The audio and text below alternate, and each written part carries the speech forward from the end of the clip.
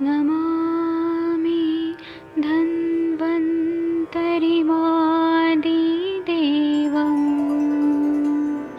सुरासुरैर्वन्दितपादपद्मम् लोके जरामृत्युनाशं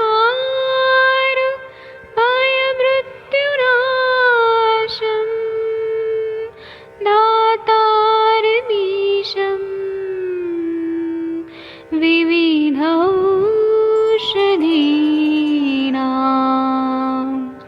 शङ्खं चक्रं जलौकां दधतं मृतघटं चारुतोर्भिश्चतुर्भिः सूक्ष्मस्वच्छादिरुद्यं शुकपरिविलसन् मौलिमम्भोजनेत्रम् कालाम्बोदोज्ज्वलाङ्गं कटितटविलसत् चारुपीताम्बराढ्यं वन्दे धन्वन्तरिन्तं निखिलगदमिव प्रौढदावाग्निनीलम्।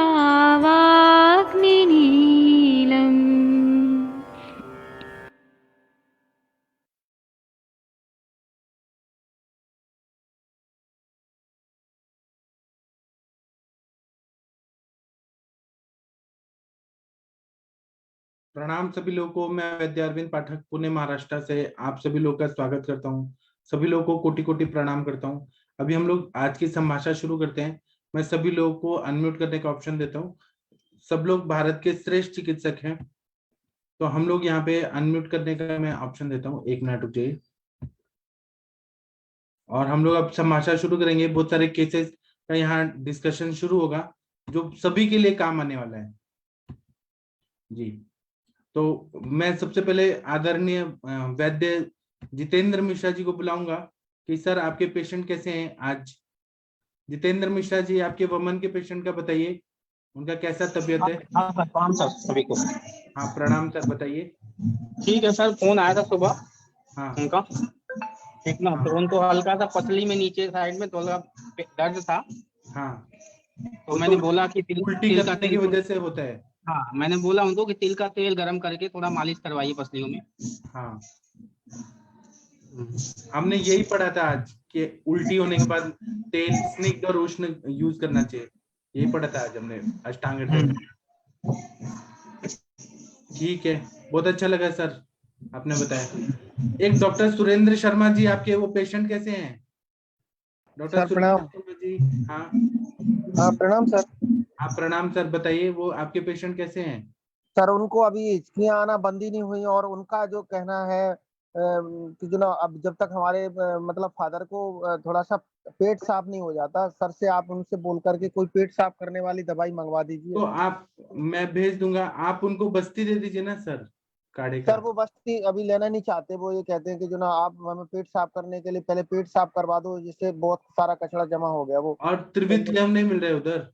नहीं सर, नहीं मिल रहा त्रिवितलियम। और मैंने अभी एक ऑनलाइन भी देखा था, आपने बताया था कि आयुर्वेदशाला से मंगवा हाँ सकते हो। तो हाँ, मैंने उससे ऑर्डर किया है सर, लेकिन अब वो आने में अब 6-7 दिन लगेंगे सर। वो पता नहीं कितना ये तो टाइम लगता मेरे है। को आप बताइए, मैं कल भेज दूंगा। तो सर वो तब भी आपके पास से भी आने में सर यहाँ टाइम लग जाएगा ना। अभी मैं इसमें कुछ नहीं कर सकता हूँ, जितना मैं कर सकता हूँ बता दिया।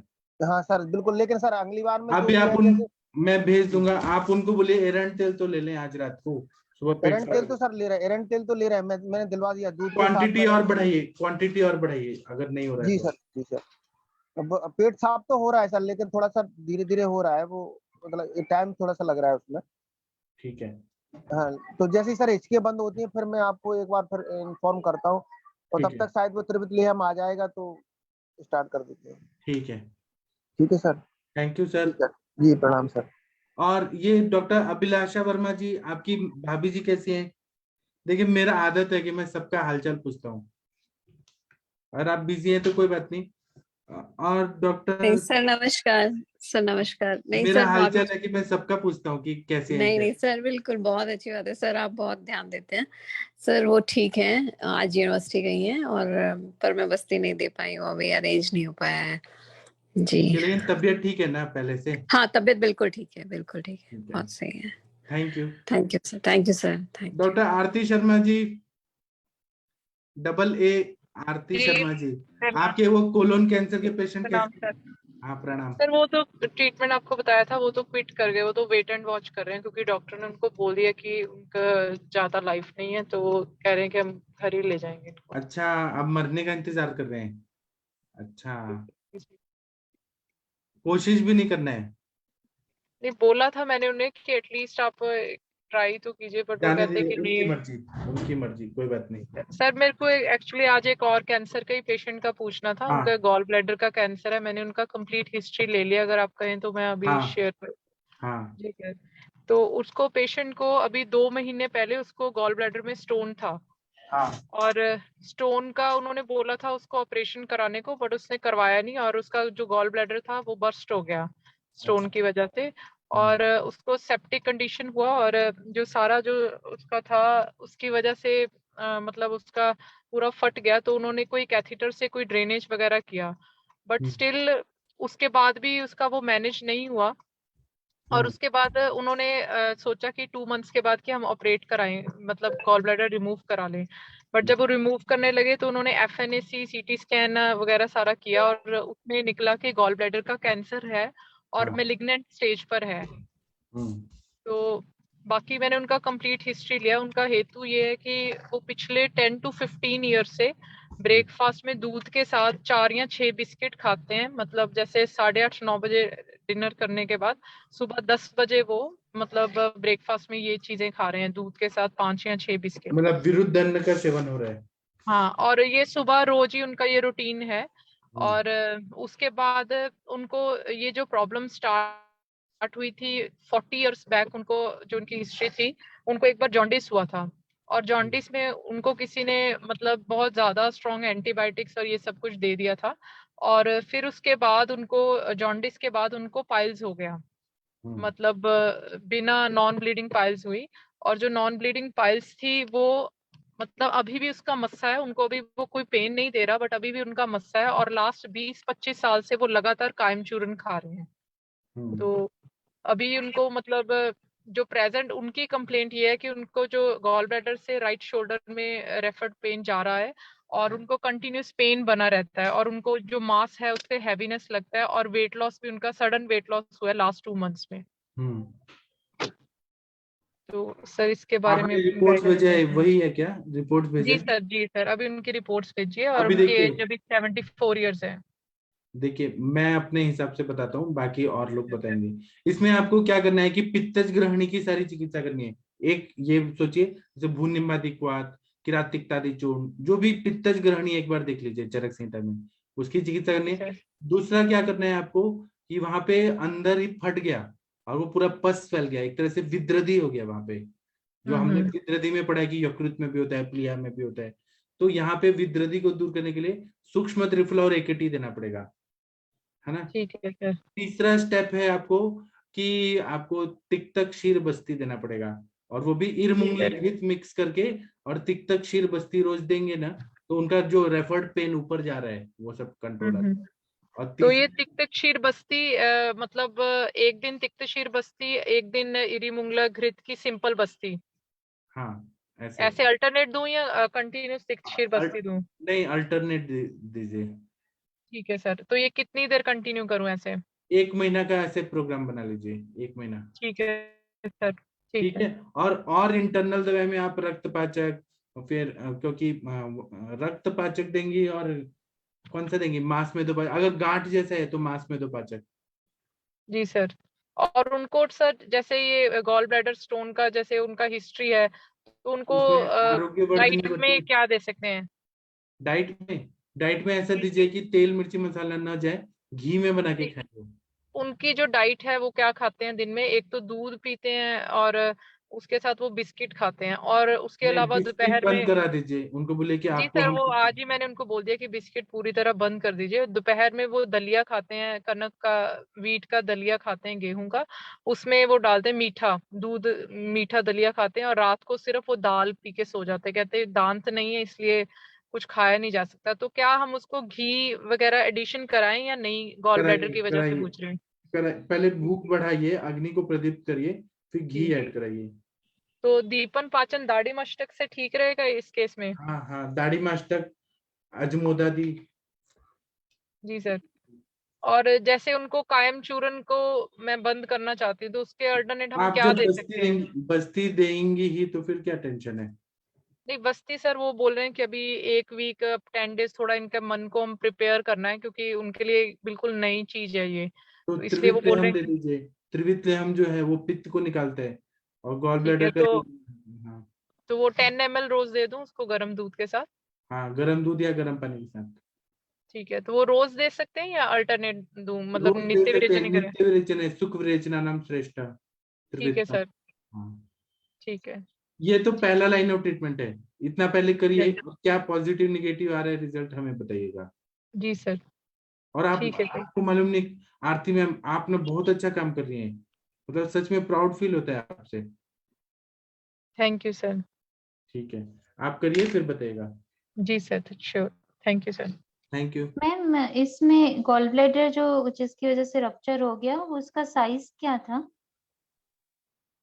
मैम वो मैंने भेजा रिपोर्ट, उसमें कुछ साइज का लिखा हुआ है एमआरआई में, बट जो मेन उनका इश्यू था कि उनको, ये डॉक्टर ने ये बोला कि इनको सेप्टिक सेप्टिक कंडीशन हो गया था जब गॉल ब्लैडर रप्चर हो गया। और अब वो बोल रहे हैं कि कीमो या रेडियो हम करेंगे, बट वो कह रहे हैं कि चांसेस बहुत कम है कि कीमो रेडियो करेंगे। और डॉक्टर ने उनको बोल दिया है कि ये 6 मंथ से ज्यादा सर्वाइव नहीं करेंगे, आप खुद सोच लीजिए क्या करना है। तो मतलब उन्होंने तो ये आप ओके। भी बोलिए बोल कि दिया। अगर हमने ज्यादा दिन जीवित रख दिया तो आप हमें क्या गिफ्ट दोगे।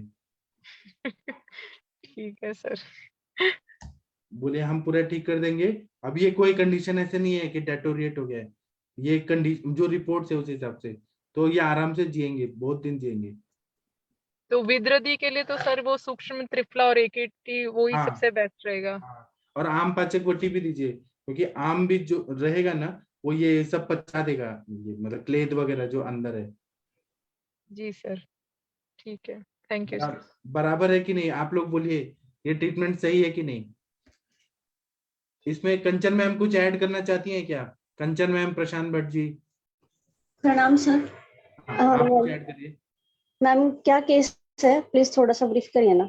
जी मैम, मैम गॉल ब्लैडर ना, पेशेंट को स्टोन्स थे, 2 महीने पहले उसका डिटेक्ट हुआ था कि गॉल ब्लैडर में स्टोन्स हैं। और उसने, मतलब डॉक्टर ने उसे बोला था कि ऑपरेट करा लीजिए, बट उन्होंने ऑपरेट नहीं कराया, ऐसे ही चलता रहा। और 2 मंथ्स के बीच में ही वो बर्स्ट हो गया उनका गॉल ब्लैडर।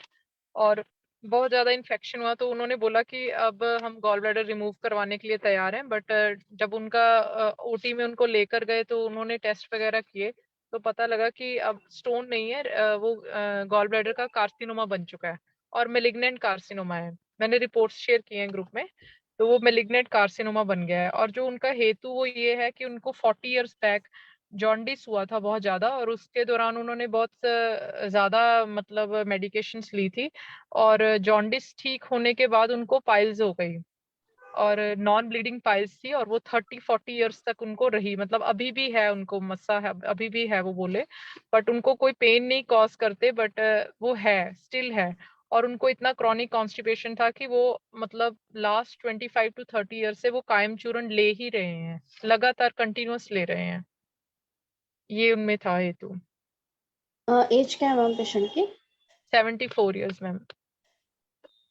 ओके, अभी अभी का कंडीशन मतलब कैसे है, बेड रिडन है या फिर नहीं नॉर्मल? नहीं, चलते फिरते हैं, मतलब इतना नहीं चलते, बट ये है कि अभी उनको प्रेजेंट जो कंप्लेंट है वो ये है कि उनको राइट शोल्डर में कंटिन्यूअस पेन बना रहता है, हैवीनेस बनी रहती है, और सडन वेट लॉस की वजह से उनका जो मास है वो पूरा लटक गया है, जैसे पूरा बॉडी ऐसे लूज हो गई है उनकी बॉडी। जी। और बाकी उनको ऐसा नहीं है कि भूख नहीं लगती, भूख लग रही है, पानी वो प्रॉपर पी रहे हैं। बट उनका डेंटल मतलब डेंचर नहीं है, मतलब बहुत कम दांत है, तो वो बोल रहे हैं कि इसलिए मैं खुद ही ऐसी चीजें नहीं खाती, बिस्किट खा लेती हूँ, या मतलब 7 to 8 बिस्किट्स पर डे मेरा रहता है, दूध के साथ वो खा लेती हूँ या चाय पी लेती हूँ, बस ये खाना पीना ऐसा ही कम ही रहता है खाना। ये तो सबसे पहले बंद कराना है मैम आपको। वो अगर हाँ खाना हाँ, और वो दिन में बहुत सोती हैं तो उनको वो भी मैंने बोला कि वो बंद कर दीजिए, दिन में नहीं सोए आप। मतलब यहाँ पे हम जैसे simple line of treatment, first line of treatment बोलेंगे दीपन पाचन और अनुलोमन। और आपका जो अभी ये थोड़ा लंघन टाइम जाना पड़ेगा हमको। ये बिस्किट जो खा रहे हैं वहाँ पे आप यूश कल्पनाया ऐड कर दीजिए, मंड कल्पनाया ऐड कर दीजिए, या फिर जैसे हम लापसी टाइप बोलते हैं ना, रवा जी की सूजी वाली लापसी, या फिर आप गेहूं जी की जी। लापसी, उस टाइप भी ऐड कर सकते हैं खाने में। टेस्टी भी रहता है हम्म। और हल्का भी रहेगा। तो उनको डाइजेशन में थोड़ा सा इजी हो जाएगा, तो पेन वगैरह थोड़ा सबसाइड हो जाता है। और हम्म। बाकी मेडिसिन पार्ट ऑफ बोलूँ तो मैं अगर दूंगी तो ये पेशेंट में मैं सर्वकल्प को आज चलाऊंगी, गिलोय को आज चलाऊंगी।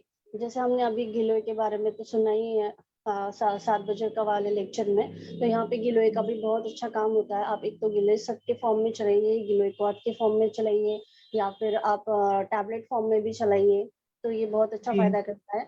यहाँ पे हम गवांकुर वीट ग्रास जूस जिसे बोलते हैं, गवांकुर सिरप टाइप में आता है, एक पाउडर फॉर्म में आता है, वो भी यहाँ पे बहुत अच्छा काम करेगा। तुलसी ऐड करूंगी मैं यहाँ पे। यहाँ पे गोधन अर्क भी ऐड कर सकते हैं। और थोड़ा सा पेशेंट का बल देख के बाकी की मेडिसिन अगर हमें ऐड करनी है तो जैसे हम यहाँ पे कांचनार गूगल है, वृद्धिवादिकावटी है, आरोग्यवर्धिनी है, ये भी चला सकते हैं। अगर आप थोड़ा सा भस्म फॉर्म में जाना चाहते हैं तो यहाँ पे हम ताम्र भस्म भी ऐड करते हैं बहुत बार। शिला सिंदूर है, संजीवनी वटी भी बहुत अच्छा काम करती है, स्वर्ण वसंत मालती का बहुत अच्छा रोल रहेगा यहाँ पे। तो थोड़ा जैसे उनका ग्रहणी की स्टेप, पित्तज ग्रहणी मोस्ट ऑफ होगा तो हम प्रवाल पंचामृत मोती पिष्टी ऐड कर सकते हैं। यहाँ पे भी हम गिलोय सत ऐड कर सकते हैं। तो ऐसे कॉम्बिनेशन बना के आप उन्हें दे सकते हैं। बस थोड़ा सा पहले देखिए कि मैम पेशेंट कितनी पित्तज एक्सेप्ट। ग्रहणी में मतलब कैसे समझूं कि ये पित्तज ग्रहणी है? मैम ग्रहणी तो उनको है। मैम यहाँ पे स्टोन फॉर्मेशन हुआ है और वो पित्त के स्थान पे हुआ है, तो ये मोस्ट ऑफ पित्तज ग्रहणी में ही जाएगा पेशेंट। आप अगर उनकी पहले की कंप्लेंट्स अगर लोगे सब, तो ये आपको पता चलेगा कि ये पित्तज ग्रहणी का ही पेशेंट होगा आपका। तो मुझे लगता है यहाँ पे आपको कामदूदा प्रवाल पंचामृत भी बहुत अच्छा फायदा करेगा। और बाकी आप मृदु विरेचन, तो बाकी ये जो चीजें हम दे रहे हैं ना, गोधन अर्क वगैरह, गवांकुर जो स्वरस, तो यहाँ पे भी थोड़ा हल्का मृदु विरेचन होता ही है इन जूसेस से। तो अगर आपको फिर भी पेशेंट, आप बोल रहे हो ओल्ड एज है, कॉन्स्टिपेटेड है, तो थोड़ा सा घी खिलाना स्टार्ट करिए पेशेंट को, एक नॉर्मल गाय का घी। और अगर हो सके तो इसके बावजूद भी उनको मोशन पास नहीं हो रहा है तो त्रिवृत लेहम या फिर मैं हरीत की देती हूँ, तो वो घी के साथ ऐड करके देती हूँ फिर। तो वहाँ एरंड के साथ दे हाँ देते हैं, एरंड। हाँ गंधर्व हरीत की भी ऐड कर सकते हो आप। जी। और या फिर castor oil, plain castor oil लेना पसंद करता है पेशेंट, तो वो भी ऐड करा सकते हो। थोड़ा सा प्राणायाम वगैरह बोलिए, थोड़ा सा मोटिवेट करिए, थोड़ा ओंकार जप है, गायत्री मंत्र है, जो भी मंत्र उनको पसंद है, जैसे भगवान शिव के मंत्र है, महामृत्युंजय मंत्र है, वो भी बताइए। जी काउंसिलिंग मस्ट होता है यहाँ पे ओल्ड एज पर्सन में, क्योंकि जी। उनको जी। जीना तो होता है पर बहुत सारी कॉम्प्लिकेशन के साथ जीना पसंद नहीं करते हैं। तो वहाँ पे हम्म। थोड़ा मोटिवेट करिए, अच्छा रिजल्ट आएगा मैम आपको। जी मैम, उनको तो एक्चुअली डॉक्टर ने बोला कि 6 मंथ से ज्यादा नहीं है, तो थोड़ा पेशेंट खुद ही डिप्रेशन में ही था कि मतलब मेरे पास इतना ही टाइम है। तो मतलब उनको मैंने बोला कि ऐसा नहीं होता है कि। मैंने तो यहाँ पे मैं जब ट्रीट करती थी तो मुझे भी ऐसे ही बोल के आते थे पेशेंट, 5 महीने का लाइफ बताया है, लीवर कैंसर है और 5 महीने का लाइफ बताया है। तो मैंने वो पेशेंट को 5 साल दिखाया मैम। बस जी हमको हमारे पे विश्वास होना चाहिए, हम ट्रीट कर सकते हैं, आयुर्वेद के हिसाब से ही ट्रीट करेंगे और काफी अच्छे रिजल्ट दिखते हैं। उनको पहले ही बोल देना, आपको 5 महीना बोला नहीं, आप 5 साल जिएंगे, क्योंकि आप पे आपका उनको आप पे भी कॉन्फिडेंस आ जाएगा कि ये बात बोलने से कि मैम को अच्छा खासा एक्सपीरियंस है इसलिए बोल रहे हैं। तो आप जी। यहाँ पे आपका ये दिखाइए कि नहीं, मैं 5 साल, 5 महीने नहीं, मैं 5 साल उनको दे सकती हूँ। बस मुझे बस लाइन ऑफ ट्रीटमेंट ऐसे रखना है कि क्वालिटी ऑफ लाइफ दूं मैं पेशेंट को। जी जी। ठीक मेन है, है thank you quality ma'am. Of. Ma'am इसमें थैंक यू मैम। गवांकुर और अर्क किसका बताया आपने? गोधन अर्क माने कि हम गोमूत्र जिसे बोलते हैं ना, तो ये हमारा हाँ। जो आता है अर्क फॉर्म में आता है ना, तो हम हाँ। इसे गोधन अर्क के नाम से आता है, तो ये अर्क फॉर्म में हम चलाते हैं।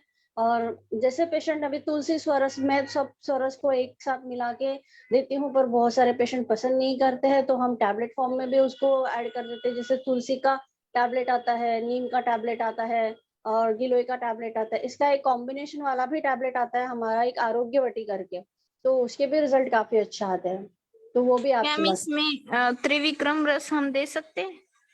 अभी मैम स्टोन की पैथोलॉजी तो मतलब वो रही नहीं है, ऐसे बोले हैं अभी, तो मुझे लगता है स्टोन पे काम करके कोई मतलब ही नहीं है, तो जी, अभी वो कैथेटर ड्रेनेज से उन्होंने क्लियर कर दिया, बट अभी भी मतलब वो ये बोल रहे हैं कि वो मेलिग्नेंट है और वो फैल रहा है, तो वहाँ पे रेडियो और कीमो के लिए बोला उनको नेक्स्ट। मेदोपाचक और मांसपाचक का भी अच्छा रोल रहेगा। अभी हमको ग्रोथ पे काम करना है ना। ओके, ठीक है ma'am. Thank you ma'am, thank thank you. You ma'am. Sir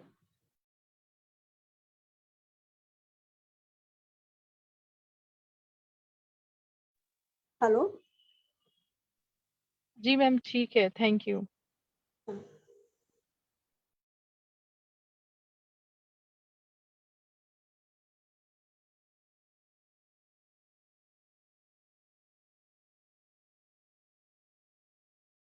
कोई बोलते रहे ना, एकदम शांत हो गए सब लोग। सब कुछ शांत हो गए। नहीं, गिलोय के बारे में कुछ बोलिए, क्योंकि बहुत अच्छा लेक्चर हुआ, मुझे अनुरेता मैम का भी बहुत अच्छा लगा, पर मैं कुछ बोल ही नहीं पाई, क्योंकि मैं एक तो खाना खा रही थी और मुझे समझ में नहीं आ रहा था मैं क्या बोलूं करके। बहुत अच्छा लेक्चर हुआ गिलोय के, मतलब हम कैंसर पेशेंट में, मैं तो मतलब इतना गिलोय मेरा फेवरेट रहा है कि मैंने बच्चों से लेके बूढ़ों तक मैंने गिलोय को दिया है। जैसे कि मैं अगर बोलूँ तो मैं इनफर्टिलिटी केसेस में, कोलाइटिस में, मैं मूत्राशय के विकार में, मैंने प्रोस्टेट में गिलोय को चलाया है, पाउडर फॉर्म में, मतलब सत फॉर्म में चलाया है, क्वाथ फॉर्म में चलाया है, चूर्ण में चलाया, वटी में चलाया, स्वरस फॉर्म में दिया है। मतलब जैसे हम श्वास रोग है, बहुत बार हमारे पास अस्थमा के पेशेंट आते हैं, उसमें भी बहुत अच्छा गिलोय का एक इम्यूनिटी बूस्टर करके मैंने बहुत सारा इससे चलाया। बच्चों में तो बहुत ही अच्छा रिजल्ट आता है। मैम संधिवात में भी चलता है, अच्छा आम वात में भी काम करता है। आम बात में भी, वात रक्त में भी, जैसे एक भी डिसीज में ऐसे नहीं बोलूंगी कि मैंने जी इसको मैम। नहीं यूज किया है। हर एक पेपर में, मेरे हर एक पेपर में किसी न किसी फॉर्म में गिलोय रहता ही है। बहुत ही अच्छा रिजल्ट है, कैंसर में भी बहुत अच्छा, ऑटो इम्यून डिसीजेस में बहुत अच्छा है, बहुत ही अच्छा रिजल्ट आता है गिलोय का। हर एक मतलब हर एक डॉक्टर ने इसको एज एक मेडिसिन होनी चाहिए अपनी, आपके अपने पेपर पे ऐसे करके चाहिए, बहुत अच्छे रिजल्ट आते हैं पेशेंट में। मैम एक और केस के बारे में पूछना था अंजना मैम से भी।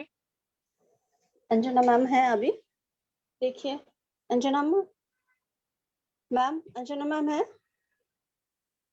मैम कोई बात नहीं, कोई और गाइड कर दीजिए। वो मैंने भेजी है रिपोर्ट, उसको पेशेंट को यूट्रस में फाइब्रॉइड है और साथ में बाइलेटरल एंडोमेट्रियल सिस्ट्स हैं दोनों ओवरीज में, जी तो थोड़ा उसके बारे में गाइडेंस चाहिए थी। और पेशेंट लास्ट 5 ईयर से उसके लिए बेबी के लिए क्या है ट्राई कर रहे हैं। सिम्टम्स क्या है? सर सिम्टम अभी तो उसको बहुत ज्यादा सीवियर डिप्रेशन हो चुका है, बिकॉज अभी एलोपैथी वालों ने तो उनको यही बोला कि कोई चांस ही नहीं है। तो सिम्टम क्या था कि उसको पेन रह रहा है एब्डोमेन में, लोअर एब्डोमेन में, और दोनों साइड ओवरी के ग्रोइन एरिया में भी उसको कंटिन्यूस पेन रहता ही है। और जो उसका साइकिल है 22 डेज के बाद हो रहा है, और फर्स्ट डे उसको ठीक से होता है साइकिल, और उसके बाद नेक्स्ट 3 डेज उसको साइकिल थोड़ा स्पॉटिंग ही रहता है। और मेन वो कंसीव करना चाहते हैं, तो लास्ट 5 ईयर से वो IUI वगैरह भी ट्राई कर चुके हैं। कैसे होगा? रास्ता पूरा स्त्रोतोरोध है, पूरा वायु का प्रकोप है, हो ही नहीं सकता। जी सर। आप इसमें ये दीजिए ग्रंथिरज फॉर्मूला हमारा जो है, पाठा इंद्र त्रिकटु, वो देंगी ना तो बहुत अच्छा फायदा होगा, क्योंकि वो एंडोमेट्रियम लाइनिंग को चक्र है। और बाकी आप रौद्र रस, ग्रंथि पाचकवटी, मांस पाचक, मेदोपाचक, आरोग्यवर्धिनी, कांचनार कषाय, ये सब देंगे तो हो जाएगा। जी सर। मैम वरुण शिग्रो को बात बताती है हमेशा एंडोमेट्रियम सिस्ट इसमें सर अगर वो पंचकर्मा करवाने में इंटरेस्टेड हैं तो क्या हम दे सकते हैं तो शोधन पंचकर्मा में? वमन विरेचन पहले कराइए, और पहले हेतु निकालिए, वेगावरोध है क्या? 100% मिलेगा, वेगावरोध हो रहा होगा। जी सर। हाँ, खाने पीने में विरुद्धन होगा, विषमाचन होगा। बाकी अंजना मैम बताएंगी। थोड़ा वस्ती में कर सकते हैं हम, क्योंकि थोड़ा वो वस्ती बस्ती में में। सहचरादी तेल का बस्ती बहुत अच्छा काम करेगा। अंजना मैम आ गई हैं, अंजना मैम बताइए। नमस्कार सर, नमस्कार सभी लोग। जी सर। जी प्रणाम मैम। नमस्ते मैम। एक्चुअली मैम ये बताइए साइज कितना बड़ा है उसका फाइब्राइड का? मैम फाइब्रोइड का साइज है 2.1 इंटू 1.9 मिलीमीटर। साइट क्या है, किस साइट पर है फाइब्राइड? फंडल फंडल है? 21 इंटू 19 मिलीमीटर का, 2 सेंटीमीटर का अप्रोक्सीमेट है, पोस्टीरियर मायोमेट्री में है मैम। ठीक है मैम, ऐसा कुछ बहुत बड़ा साइज नहीं है और नहीं, इतना भी वो नहीं है एक्चुअली। पहले काफी बड़ा हाँ, था, तो मैंने 2-3 मंथ से ट्रीटमेंट कर रही हूँ, तो ये अभी रिड्यूस हो गया, ये अराउंड 2 सेंटीमीटर हो गया, पहले अराउंड 4 सेंटीमीटर था। क्या दिया आपने ट्रीटमेंट, क्या दिया? मैम मैंने इनको चंद्रप्रभा वटी, पंचतिक्त घृत गुगुल और किशोर गुगुल, ये इनको मेन ट्रीटमेंट दिया। और थोड़ी देर पहले इनको मैंने क्रव्याद रस दिया, और हर मेंसेस के बाद इनका मैंने सद्य विरेचन कराया, जैसे आप बताते हैं कई लेक्चर्स में मैंने आपका सुना, तो एरंड तेल के साथ इनको सद्य विरेचन दिया था। जी। थर्ड वो लास्ट डे ऑफ मेंसेस पे इनको सद्य विरेचन दिया था। और साथ में इनको ऑन एंड ऑफ जैसे पुनर्वारिष्ट, दशमूलक्वाथ और अशोकारिष्ट ऐसे करके दिया। और उससे इनको पेन अभी सबसाइड हो गया है, अभी पेन नहीं है, बट वो इसी बात के लिए डिप्रेस हैं कि फाइब्रॉइड का जो साइज है वो इतने टाइम में इतना ही कम हुआ है, मतलब अराउंड हाफ कम हो गया। और पहले मल्टीपल सिस्ट थी इनकी दोनों साइड में, तो अभी सिर्फ राइट ओवरी में एक ही सिस्ट शो कर रहा है, और लेफ्ट ओवरी में जो सिस्ट है अराउंड 1.6 1.3 ऐसा साइज है, छोटा उसका साइज, मतलब रिड्यूस हुआ है। इसके आगे की स्टडी आपने देखी इनकी फॉलिकुलर, जैसे कि फॉलिकुलर स्टडी देखी, कोई ग्रोथ ग्रोथ हो रही है, मैम फॉलिकल अभी रप्चर वो हो रहा नहीं है? किया, अभी वो नहीं किया, क्योंकि वो ये बोल रहे हैं कि पहले एक बार आप मैं तो डॉक्टर ने ये बोला कि ये तो यूट्रस ही आपका क्लीन नहीं है, पहले एक बार इसका ट्रीटमेंट करिए, फिर आप फर्टिलिटी के लिए ट्राई करिए। तो और उनके हस्बैंड में भी प्रॉब्लम था कि उनकी मोटिलिटी नहीं थी, तो अभी उनका भी ट्रीटमेंट किया है, तो अभी उनका मोटिलिटी नॉर्मल हो गया है, बट इनका भी कितना ये चल कितना चल रहा है। कितना परसेंट मोटिलिटी था मैम? मैम उनका 20 to 30% कुछ ऐसे था। क्या दिया अभी था आपने?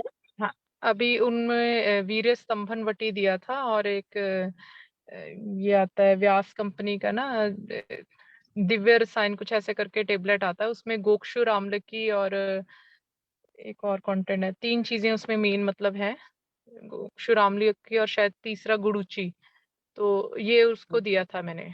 और चंद्र प्रभावती दी थी, और उसका भी बीच बीच में नित्य विरेचन मैंने करवाया एरंड तेल के साथ। अच्छा तो को अच्छा। 3 महीने कंटिन्यूस दिया था, और साथ में अश्वगंधा रिष्ट और बला रिष्ट ऑन एंड ऑफ ऐसे मिला मिला कर। इंक्रीज हुई मोटिलिटी, इंक्रीज हुई? हाँ हाँ मैम, अभी उनका ठीक है।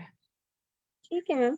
तो एक्चुअली क्या है, देखिए पहले तो ये बात मन से ही निकाल दीजिए, आपने इतना सा ट्रीटमेंट उनको दिया है तो उनको पहले आप कन्विंस करिए और पॉजिटिविटी लाइए उनके अंदर, क्योंकि एक्चुअली मैम वो एक्चुअली जब भी स्कैन कराने जाते हैं ना, तो एलोपैथी में उनको ये बोल देते हैं कि मतलब आप कभी कंसीव कर नहीं सकते, और आपके यूट्रस का तो ये हाल है, मतलब आप जो मर्जी कर लो, अगर हुआ नहीं तो नहीं होगा, तो इसलिए वो जितनी बार भी कराते तो थोड़ा डिप्रेस हो जाते, क्योंकि अभी साइज रिड्यूस हुआ है, पर वो पूरा नहीं रिजल्ट आया, तो इसलिए वो थोड़ा सा ऐसे था कि उनको कि हम क्या करें। तो अभी मैंने उनको शोधन बताया, तो वो शोधन के लिए प्रिपेयर्ड हैं। तो यही मेरे को शोधन चिकित्सा का भी पूछना था, और शमन भी आगे क्या दूं कि ये भी उसका निकल जाए, मतलब ये चीज। और HSG कराए थे क्या आप, नहीं ट्यूब्स नहीं मैम, वगैरह? मैंने अभी कोई ऐसा टेस्ट नहीं कराया, उनके पहले ही उनके बहुत सारे टेस्ट थे, तो वो खुद ही बोल रहे थे कि अभी हम बहुत डिप्रेस्ड हैं, लास्ट 5 ईयर से हम लगातार टेस्ट करा रहे हैं, और 1 ईयर से वो मत IUI ट्राई करके नहीं, खुद ही थक चुके हैं। एक्चुअली वही जैसे IUI की बात हुई है, एक्चुअली आपको ये भी पता होना चाहिए कि ट्यूब्स की कंडीशन क्या है, ट्यूब्स ओपन है कि ट्यूब्स ब्लॉक है। मैम उनकी कोई होगी पुरानी रिपोर्ट, तो वो भी मैं जरूर भेजूंगी, है होगी उनकी पुरानी रिपोर्ट, एक्चुअली क्योंकि मैम जब मैंने देखिए, स्टार्ट किया हाँ, था। मैं देखिए जैसे मैं आपको as a physician, as a doctor, as a patient की मेंटेलिटी थोड़ी अलग होती है, लेकिन हम डॉक्टर्स की अपनी सोच अलग होती है। अगर हम पेशेंट का ट्रीटमेंट करते हैं तो हमें लगता है कि हम जितने कम समय में उसको अच्छा ट्रीटमेंट दे सकते हैं। तो जैसे अगर हमें ट्रीटमेंट देना होता है तो हम केवल एक ही जगह फोकस नहीं रह सकते। आपने पहले भी हम लोगों ने बहुत ज्यादा मतलब सेमिनार्स में और लेक्चर्स में सुना भी है कि जो बिलो 5 जो है फाइब्रॉइड्स जो होते हैं वो बहुत जल्दी डिसॉल्व होते हैं, मतलब जल्दी या होते हैं डिसॉल्व। तो हम वो डिसॉल्विंग जी प्रक्रिया को साथ में रखेंगे, लेकिन हमें हमें उस क्षेत्र के बारे में, जैसे हम आर्तव्य श्रोतस पर कार्य कर रहे हैं तो हमें आर्तव्य श्रोतस के बारे में कंप्लीट नॉलेज भी होना बहुत जरूरी होता है। जैसे आपने कहा जी कि वो मेरा आधा रह गया, लेकिन अगर अभी आपको यहाँ ये भी पता हो कि ट्यूब्स कहीं से ब्लॉक नहीं है, ट्यूब्स ओपन है, फॉलिकुलर स्टडी उसकी क्या कह रही है, किस स्टेज में है, क्योंकि अगर हम ऐसे 1 to 1 करके चलते हैं ना मैम तो फिर बहुत समय लगता है। आप उधर फाइब्रॉइड का ट्रीटमेंट करती रहिएगा, इधर आप ये उसकी पुरानी रिपोर्ट्स को भी हाँ, आप थोड़ा सा। पहले मैम उसमें एडिनोमाइसिस भी था, जो पिछला रिपोर्ट था, तो वो भी मैं हाँ शेयर करूंगी। तो वो हाँ था, बट अभी इस रिपोर्ट में नहीं आया उसको। हाँ मैम, इसका मतलब वही है कि जो फॉर्मेशन ऑफ फाइब्राइड्स है वो उनके वहाँ पे अरेस्ट हो गए हैं, सिचुएशन हो गया है उसका। अब केवल जो जो एक फाइब्राइड बचा है वो इतना बड़ा फाइब्राइड नहीं है कि वो प्रेगनेंसी को अरेस्ट करे। तो आप वो ट्रीटमेंट जो आप चला रहे हैं वो मतलब ऐसा ट्रीटमेंट चलाइए कि फाइब्राइड भी उसका ग्रो ना करे और वो डिसॉल्व हो, लेकिन साथ में आपको थोड़ा सा कहते हैं ना कि पेशेंट को बिना बताए हुए भी कभी कभी हमें मल्टी डायनेमिक एक्शन लेना पड़ता है, मल्टी जी डायनेमिक ट्रीटमेंट देना पड़ता है ना। तो यहाँ पे बहुत अच्छा आपको केस मिला है, यहाँ पे आपको उसकी पूरी प्रक्रिया करनी ही चाहिए। यहाँ पे आप उसको जी सबसे मैम। पहले जो है शोधन, जैसे आप कह रहे हो तो आप नित्य विरेचन आप दी भी हो, और थोड़ा सा उसको मतलब नित्य विरेचन पे आपको रखना ही पड़ेगा, क्योंकि वहाँ आर्तव्य स्रोतस जो है वो कहीं ना कहीं वहां पे थोड़ा सा जो है वो संघ है, या जैसे मान लेते हैं कि वहां पे एक ग्रोथ है, तो उसको हमें रिजॉल्व करने के साथ साथ उसके हमें ये भी देखना है कि जो हमारा ओवम आने का रास्ता है, मतलब ट्यूब्स क्या कह रही है ना, तो ट्यूब्स जी के मैम। बारे में श्रोतरोध तो नहीं है। दूसरी बात हमें ये देखना है कि एंडोमेट्रियल थिकनेस क्या कह रही है, एंडोमेट्रियम थिकनेस कितनी रेस्पॉन्सिव है, मीन्स कि उसका during period, before period, after period कितनी रेस्पॉन्सिव है। देन उसके बाद हमें उसकी जो स्पेशल देखना है कि जैसे आपने कहा कि मैंने हस्बैंड का पार्ट लगभग ठीक ऑलमोस्ट ठीक कर लिया है, तो आप पेशेंट को इस तरह से ट्रीट करिए कि उसको फाइब्राइड भी कम हो जाए और उसको जो है मतलब पॉजिटिविटी रहे। पहले तो उसको मेंटल मैम। चिकित्सा करनी पड़ेगी, मानसिक चिकित्सा उसकी बहुत जरूरी है, तो यहाँ नस से काम करेगा। आप कुछ नहीं जी कर मैम। सकती हैं तो आप ऐसे भी हम लोग गुरुची पढ़ रहे थे उसी तरह से पंचतीर्थ का नस्य आप दे सकती हैं यहाँ पे, है ना। तो क्या जी होगा, मैम। पंचतीर्थ का नस्य देने से आप समझ ही रही है कि कहीं ना कहीं तिक्त रस प्रधान जब भी हम देंगे तो वहाँ वो बहुत अच्छे से वहाँ पे डायरेक्ट आपके फाइब्राइड पे भी काम करेगा ही करेगा, साथ में मेंटल जो है उसकी कहना चाहिए कंसंट्रेशन को थोड़ा सा इंक्रीज करेगा, वो पॉजिटिवली पेशेंट सोचने लगता है उसमें। सेकेंड नंबर जी में क्षीर मैम। वाला तेल का भी यहाँ पे इफेक्ट है। बीच बीच में आप इसको जो है एंडोमेट्रियम को थोड़ी सी हमें क्या करना होता है, स्ट्रेंथ देनी होती है। तो एंडोमेट्रियम की स्ट्रेंथ के लिए क्षीर वाला तेल मतलब को नंबर 1 पे है, उसकी आप मात्रा बस्ती भी दे सकते हैं, उसका आप नस्य भी दे सकते हैं, उसका योनि पूरण भी करा सकते हैं, उसका नाभि पूरण भी करा सकते हैं। और जैसे जी मैम। सर ने बताया कि सहजन तो मेरा फेवरेट है ही है, तो मैं तो जनरली यही करती हूँ कि ऐसे पेशेंट में सहजन का पत्र कहती हूँ कि आप अपने पास इकट्ठा करके रख लो कहीं से भी, या फिर आप नहीं कर पाते हो तो जहाँ मेडिसिन सही मिलती है वहां से आप खरीद के रख लो। नहीं और मैम, अपना सहजन इजीली अवेलेबल है यहाँ, पूरी रोड्स पे पूरे पूरे जी ट्रीज तो लगे हैं, वो सहजन तो बहुत जी इजीली अवेलेबल है। जी तो वो ग्रीन ग्रीन ग्रीन जितने भी आपके पास लीव्स मिल जाती है, पेशेंट अगर वो कलेक्ट करके उसका क्वाथ बना के पी लेगा, साथ में ज्यादा दिक्कत होती है तो जैसे बृहत वरुणादि कषाय भी आता है, डीपी का भी आता है ना, धूता प्रेशर का, तो वो बना बनाया आता है, उसके साथ में अगर हम शिगरू मिला दें या केवल हम शिगरू भी यहाँ पे उसको दे देंगे, या शिगरू का तेल आप बनवा सकती हैं। तो मैं ऐसे ठीक है केसेस में मैम। अक्सर यही करती हूँ कि जैसे पेशेंट को जब पीरियड आ गए, पेशेंट को जब 7वां दिन आया, 8वां दिन आया, तो आप उसको पहले थोड़ा सा एक बस्ती जो है वो मात्रा बस्ती, और या मैं कहती हूँ उत्तर बस्ती भी दीजिए, मात्रा बस्ती के बाद उसमें आप क्षीर वाला तेल दीजिए, थोड़ा सा बीच में एक दिन की बस्ती में आप शिगरू तेल ऐड कर दीजिए, फिर उसके बाद फिर आप शिगरू क्षीर वाला तेल मैम तेल, कितनी मात्रा में दूं? आप 3 to 5 ml तक दीजिए, ठीक है, ज्यादा मत दीजिए, नहीं, 3 3.5 ml। नॉर्मल बस्ती में मतलब नॉर्मल बस्ती में। मात्रा बस्ती में इसको मिक्सचर करके दीजिए, थोड़ा सा शिगरू तेल सबसे पहले रख लीजिए, उसमें आप 30 35 40 ml तक ले लीजिए, साथ में आप फिर मिला लीजिए इसमें थोड़ा सा सेचरारी मिला लीजिए 30 ml 40 ml, और थोड़ा सा आयरन मिला लीजिए, ठीक है मैम। है ना, ठीक इस है जी। तरह से करिए तो और आप मतलब मेरा मत कहने का मतलब यही है कि आप उसकी ट्यूब्स की कंडीशंस, उसकी ओवम की कंडीशंस, उसकी वजाइना की कंडीशंस, उसकी जो सर्विक्स का होल, सारी चीजें आपको कमांड होना चाहिए, है ना। और जी उसके साथ मैम। साथ आप फाइब्राइड पे कंसल्टेंट जरूर रखिए, लेकिन आप अपनी जो सोच है वो मल्टी डायनेमिक रखिए, ठीक है। ठीक है जी मैम, बहुत अच्छा बताया, thank you so much ma'am. Ji.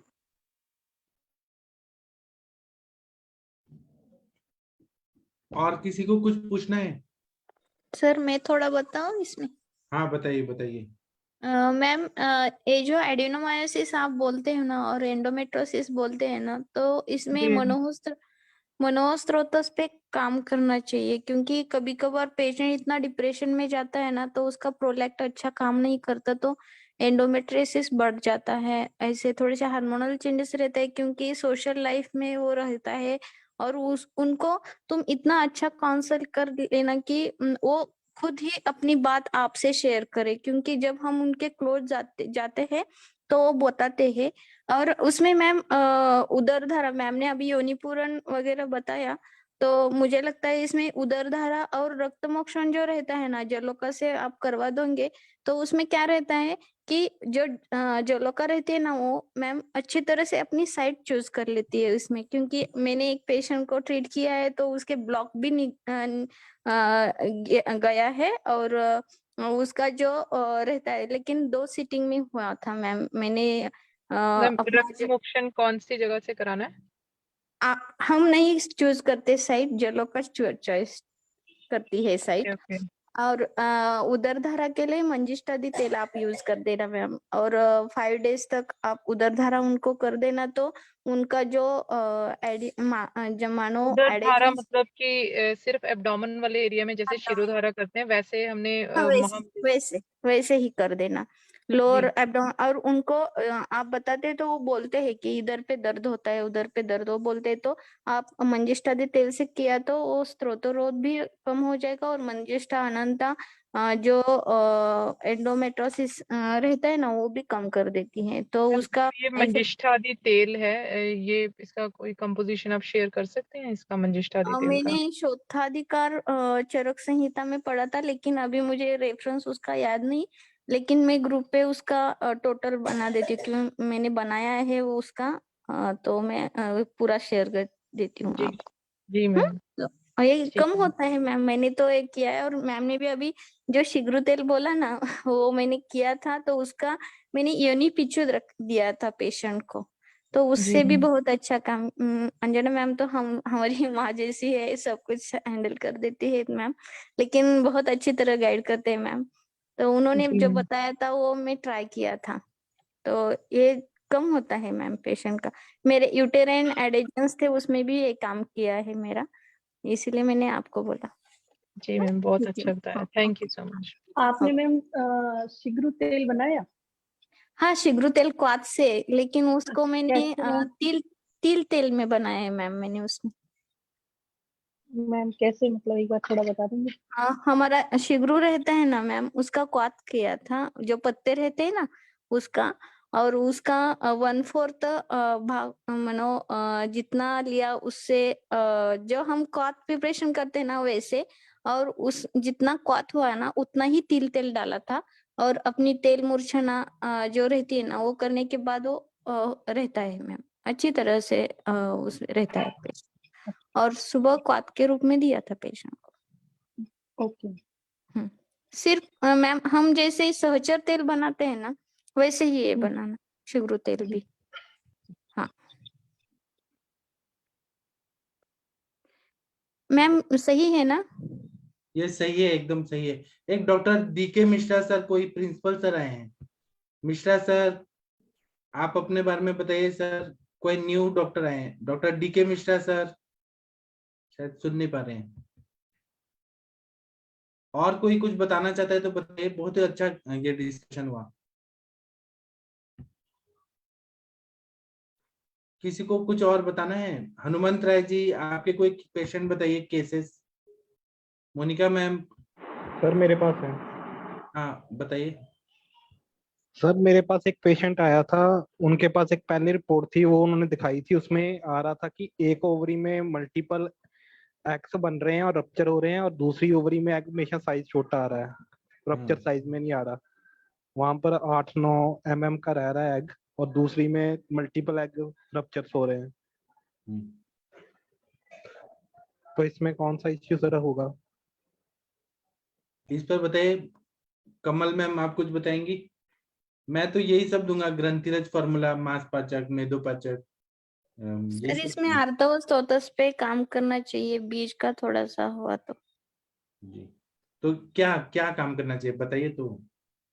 Sir patient को बस्ती देना चाहिए, और पेशेंट का खान पान कैसा है वो पहले देखना चाहिए, और बस्ती में हम सहचर तेल का बस्ती दिया, और ये एक ओवरी पे एनलार्ज हो रहा है तो उनका हार्मोनल कैसा है दिखना चाहिए, प्रोलैक्ट कैसा है, या हमारा FSH कैसा रहता है वो भी जी मैम, मैंने उनको कहा है कि बाकी टेस्ट भी करवाने पड़ेंगे क्योंकि आपका एक ओवरी ज्यादा एक्टिव है और दूसरा कम एक्टिव है।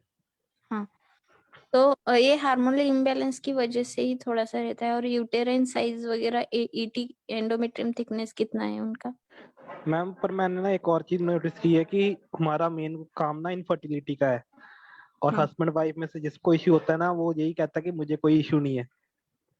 वो मानेगा ही नहीं, कई बार 2-2 महीने निकल जाते हैं, फिर जाकर दूसरा फोर्स करता है थोड़ा सा, तो फिर टेस्ट करवाते हैं तो फिर पता लगता है कि दूसरे नहीं, में इश्यू उनका था। कोऑर्डिनेशन, उनका दोनों का कोऑर्डिनेशन अच्छा होना चाहिए। एक आपको अच्छा बताते हैं और एक नहीं बताते, तो इन्वेस्टिगेशन जितना चाहिए वो करना चाहिए सर, नहीं तो हम अपने एम तक नहीं पहुंच पाते। जी मैम, और हमारे पास ना ऐसे ही आते हैं पेशेंट, बड़ा फोर्स करना पड़ता है। जैसे कई पेशेंट तो आते हैं जिनके 10-10 साल बच्चा नहीं हुआ था कोई, और हमने बच्चा, हमारे पास आएंगे कहेंगे 2 हफ्ते में बच्चा कंसीव करवा दो। ऐसे नहीं हो सकता, दोष नहीं निकालेंगे तो बच्चा कैसे पैदा करेंगे, ऐसे बता देना उनको। मैंने कहा मैम, कई बार पेशेंट हट जाते हैं मैम। पिछली बार भी, पिछले महीने हुआ था कि एक हस्बैंड वाइफ आए थे, हस्बैंड को स्पर्म टेस्ट करवाने को कहा। पहले तो उसने मेडिसिन वैसे हमने दी कि खा लो फिर टेस्ट करवा लेना, पहले खाने के बाद कह दिया कि मुझे घबराहट होनी शुरू हो जाती है खाने से। नहीं सर, टेस्ट पहले काउंसलिंग कर देना, दीपन पाचन स्टार्टिंग में दे देना, और उसके बाद बोलना कि ये टेस्ट करेंगे, देखेंगे आपका दोष क्या है, और उसके बाद ही हम ट्रीटमेंट करेंगे। पहले तो अपना अग्नि अच्छा करना चाहिए। हर पेशेंट को यही पहले सलाह देना कि उनका अग्नि अच्छा हो तो बाकी की ट्रीटमेंट हो सकती है। पहले पहले आप डायरेक्ट ऐसे डायग्नोस करके करेंगे तो उनका अग्नि बिगड़ा हुआ रहता है, वो खान पान अच्छा नहीं रहता, और वो हमको ही गलत साबित कर देते हैं। ऐसे नहीं कर देना सर, उनका अच्छा ठीक है तरह मैम। से काउंसलिंग कर देना। पहले काउंसलिंग जी करेंगे, ये लोग आते हैं बहुत सालों से ट्रीटमेंट करके, लेकिन काउंसलिंग आप अच्छी तरह से नहीं करोगे तो वो मानेंगे नहीं। करोगे तो उनका जो डिसीज है उनकी तरीके से उनको बता देना, मैम, क्योंकि काउंसलिंग काफी होती है मैम, 1-1 घंटा मैं कई बार लगा देता हूँ एक नहीं पेशेंट के रहती है, ऊपर। लेकिन हम अपनी तरीके से बताते हैं ना, तो उनको उनकी तरीके से आपका क्या डिसीज है वो उनकी तरीके से आप बता दोगे तो उनके ध्यान में, उनके समझ में आएगा। क्योंकि वो आते हैं तो इतना बर्डन लेके आते हैं कि मानो कि वो सुनने भी नहीं लेकिन उनको अपनी विश्वास में लेके उनको 1 घंटा ले वो सही बात है, लेकिन उनकी तरीके से उनको क्या हुआ है बता देना सर, तो वो मान लेते हैं। पहले पहले बार तो ऐसे आते हैं, लेकिन उनको जब आप काउंसल अच्छा करोगे तो तय होते हैं, लेकिन करना पड़ता है सर। पहले से ही आप ट्रीटमेंट दोगे तो ऐसे नहीं होता, दोष तो निकालने पड़ेंगे ही। और जो नहीं लेना पाते तो नहीं सर, उसको नहीं देना ट्रीटमेंट, क्योंकि ट्रायल करने जैसा आयुर्वेद नहीं है। और उनको बता देना, परहेज तो संभालना पड़ेगा, आहार विहार और बाद में औषध, ऐसे बता जी देना। मैम, जी धन्यवाद मैम। ओके। वाह कमल मैम, आप तो एक्सपर्ट बन गई, कितना बढ़िया बताया आपने। अंजना नहीं मैम के सर, बाद आपसे आपका ही नंबर है अब। नहीं नहीं सर, मैं आपसे और अंजना मैम से ही सीखी हूँ। कितना अच्छे से बताया आपने। ठीक है सर, थैंक यू। यहाँ असली में बोलने का भी स्किल मिल जाता है ना, किस तरह से हाँ बोलना है, ये भी तो। हाँ हाँ, और अच्छी तरीके से सर समझाना चाहिए पेशेंट को, ना कि गुस्सा करके, ना कि हमारा उनकी तरीके से उनको अच्छा समझाना, तो वो प्यार से समझाने के बाद मान जाते हैं सर। हाँ हाँ। ठीक है। ये डॉक्टर विक्रम सिंह सर, आपने हैंड रेज किया है। डॉक्टर विक्रम जी। हाँ जी प्रणाम। आप प्रणाम सर। सर मेरा एक केस है। हाँ तो एक छोटा बच्चा है, उसकी एज है 6.5 साल, हाँ। और उसका हीमोग्लोबिन है 7, अच्छा और उसकी मेन प्रॉब्लम हम लेके आए हैं वो स्टैमरिंग की। ठीक है। और वो क्यों और हीमोग्लोबिन इतना कम क्यों है, मिट्टी खाता है क्या, या पेट में कीड़े है क्या? अभी तो नहीं खाई, लेकिन बचपन में खाई होगी, उन्होंने बताया नहीं कि मिट्टी खाई है नहीं, फिर खाता तो था थोड़ा बहुत, ये चूना वूना खा लेता था दीवार का। पहले तो सर एच बी अच्छा करना पड़ेगा, पहले थोड़ा सा मृदु विरेचन करा के, फिर दाढ़ीमा घृत दवाई लो, ताप्या दिलो, स्वर्णमाक्षिक भस्म, दाढ़ीमा बोले, ये सब दे के थोड़ा एच बी लेवल अच्छा करिए। पहला ये स्टेप है। और बाद में उसको नस से देना पड़ेगा, ब्राह्मी घृत देना पड़ेगा, फिर महाकल्याण घृत देना पड़ेगा। और राम रक्षा स्तोत्र जो है आपको ऑनलाइन में मिल जाएगा, उसको बोलने का उच्चारण कराना है। तो ऐसे बोलते बोलते बोलते बोलते ठीक हो जाता है। किसी को और ऐड करना है तो करिए, ऐसे केसेस जिसने सॉल्व किए। और कृमि की भी चिकित्सा करनी पड़ती है। हाँ, कृमि का तो चल रहा है सर, उद्दीपन पाचन दे दिया मैंने। बाकी किसी का एक्सपीरियंस है ऐसे स्टेमरिंग और एचबी कम में? किसी का एक्सपीरियंस है तो प्लीज बताइए। प्रणाम सर। हाँ हाँ बताइए। मैंने लास्ट मंथ में ही बताया था एक हाँ आपने बताया था, सभी लोगों ने नोट किया था, फिर से कर लीजिए। हाँ बताइए। फिजियोथेरेपिस्ट का बच्चा था सर, वो कार्ड हॉस्पिटल में वो काम करते हैं, वो मेरे पास लेके आए थे। तो सर बच्चा 11 साल का है, वहां पे मैंने सब मेद्य ट्रीटमेंट ही दी थी, जैसे रजत भस्म, मोती पिष्टी, ब्राह्मी चूर्ण, सारस्वतारिष्ट, और बहुत अच्छा रिजल्ट आया सर। और सबसे पहले तो मैंने काउंसलिंग किया था, उसको एक ही सेंटेंस बोला था कि आपके सामने कोई भी आ जाए, मतलब मैंने तो उसको एक ही सेंटेंस बोला था, जैसे आपके सामने मोदी जी भी आ जाए ना, तो भी आपको घबराना नहीं है, बस आपको बात करनी है उनसे। तो उसको मैंने नोटिस किया, मेरे साथ जब बात कर रहा था तो जब वो डर जाता था कोई चीज के वजह से, तो ही वो स्टैमर करता था। और उसको मैंने उसकी मम्मी को सबसे पहले बता दिया कि घर में अगर इसको कोई डांटता होगा तो उसको बोलना कि डांटना कम कर दे, और इसके मन से थोड़ा सा जाना है, थोड़ा सा प्यार से समझाने की कोशिश करना है हर बार, और जो करना चाहता है वो उसके मन से करने दो। थोड़ा सा उसका जो मोरली वो स्ट्रांग हो जाएगा ना अंदर से, तो इसका ये प्रॉब्लम चला जाएगा। और सेम ऐसे ही हुआ सर, बहुत हद तक, मतलब वो खुद कॉन्फिडेंट हो गया। अभी ओरल्स वगैरह चल रहे हैं उसके अभी बीच में, तो वो काफी अच्छे से उसने आंसरिंग वगैरह सब अच्छा किया। उसकी मम्मी भी खुश थी, और वो बच्चा खुद होके खुश था कि मैं अच्छे से बात कर सकता हूँ। फ्रेंड्स भी उसको चिढ़ाना कम कर दिए, नहीं तो वो स्टैमर कर रहा था, तो उसको क्लास में जैसे बच्चे चिढ़ा रहे थे, तो मुझे लग रहा था वो डर के मारे और ज्यादा उसमें वो प्रॉब्लम डेवलप हो रही थी। तो मैंने उसको बोला था कि अभी डरना नहीं, बिंदास बोलना किसी से भी। तो वहां पे ये चीज भी काम कर गई है, काउंसलिंग भी मेन होता है, और थोड़ी मेद्य रसायन ने भी काम कर दिया सर। जी सर। मैडम इनकी मदर को भी है ये स्टेमरिंग की प्रॉब्लम, थोड़ी सी इनसे कम है, बच्चे को ज्यादा है। तो सर वो देख देख के ही उन्होंने वो अडॉप्ट किया होगा बच्चे ने। मम्मी भी बात वैसे ही कर रही है, और तो बच्चा भी वैसे ही करेगा। तो अभी यहाँ पे तो बहुत मुश्किल हो जाएगा फिर, क्योंकि मम्मी का स्टैमरिंग दूर कराना, अगर वो समझ सकते हैं तो सबसे पहले तो आपको मम्मी को ही काउंसलिंग करना पड़ेगा फिर। और बच्चा समझने वाला है, समझने के वाले एज का है, तो आप उसे भी समझा सकते हो। बच्चे की एज 6.5 साल है मैडम। छोटा है सर। हाँ, वेट उसका 90 kg है, और HB 7.8 है। आप मेडिसिन तो स्टार्ट करा दीजिए, पर मम्मी को भी समझाइए, शायद वो भी किसी चीज से डरती होगी, या फिर बहुत बार बच्चों में कृमि की हिस्ट्री भी मिलती है सर यहाँ ऐसे केसेस में। पर मम्मी को है तो मुझे लगता है कि वो देख देख के ही सीखा होगा फिर। हाँ, देख देख के सीखा, लेकिन और दो बेटी और हैं उनके, उनसे छोटी, वो तो उनको कोई प्रॉब्लम नहीं है स्टेमरिंग की। नहीं, ऐसे नहीं होता है ना सर, हर एक पर्सन घर में एक जैसे थोड़ी ना होता है, पांचों उंगलियां सेम नहीं होती है ना। बहुत बार हम देखते हैं कि कुछ बच्चे जैसे सहमे सहमे से होते हैं किसी घर में, और कुछ बच्चे बहुत स्ट्रांग होते हैं, तो उस टाइप से बच्चा बहुत स्ट्रांग हो गया अंदर से, और बच्चा थोड़ा सा सेंसिटिव टाइप का होगा मम्मी के स्टाइल का, तो उसने उसको अडॉप्ट कर लिया फिर। तो ऐसे जरूरी नहीं कि तीनों के तीनों बच्चे स्टैमर करें। हाँ, तो अभी क्या स्टार्ट करूं मैडम, एक बार थोड़ा सा प्रिस्क्रिप्शन।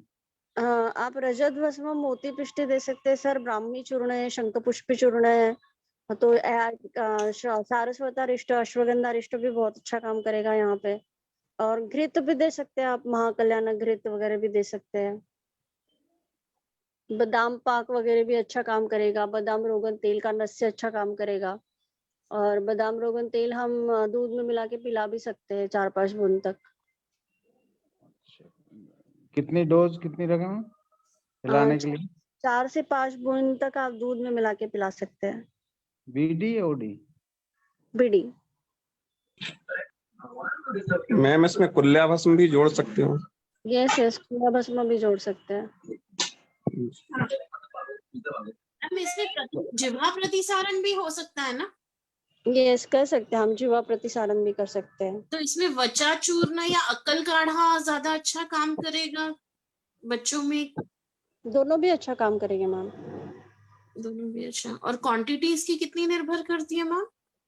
वो तो आप आपके हाथ पे चुटकी भर लेके जीवा प्रतिसारण के लिए, तो मुझे लगता है हार्डली 1 चुटकी काम करेगा आपको चूर्ण। अच्छा। और मैम गंडूश यहाँ कैसा रहेगा अगर गंडूश भी ऐड करते हैं तो? गंडूश भी ऐड कर सकते हैं, कवल भी ऐड कर सकते हैं आप, उसको उज्जाई प्राणायाम भी बोल सकते हैं आप, सिंहासन भी बोल सकते हैं।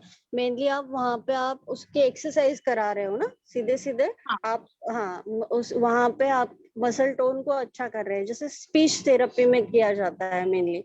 तो हम हमारे स्टाइल से जाएंगे आयुर्वेद के हिसाब से, तो हम ये सब चीजें, गंडूश है, कवल है, जीवा प्रतिसारण है, ये सब ऐड कर सकते हैं, नस्य है। Thank you ma'am. Welcome. Thank you madam, thank you. ठीक है, और किसी को कुछ पूछना है, बताना है? एक डॉक्टर अजनप्रीत जी आपको एक केस लेके आई थी, उनका क्या हाल चाल है? डॉक्टर अजनप्रीत जी सुन पा रही हैं क्या? आपको केस याद नहीं, मुझे याद है, शायद मैम नहीं सुन पा रही हैं। और doctor Shweta ma'am, Shweta ma'am आप कुछ केस बताइए, श्वेता अत्तरवाला मैम, शायद मैम भी बिजी हैं। डॉक्टर रवि कुमार सिंह सर कुछ केस बताइए।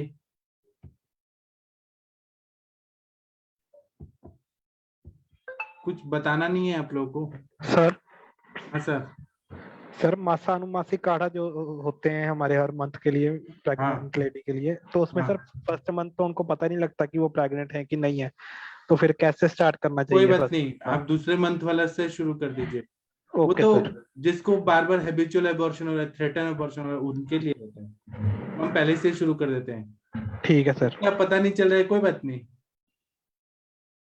हाँ, और अनुरिता मैम आपने हैंड रेज किया है।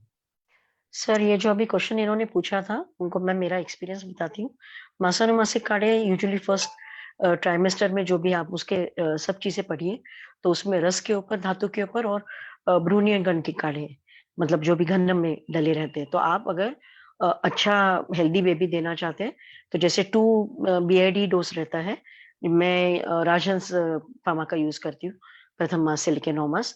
तो मैं जो मिस आउट हो चुका है उसको भी मिस नहीं होने देती हूँ।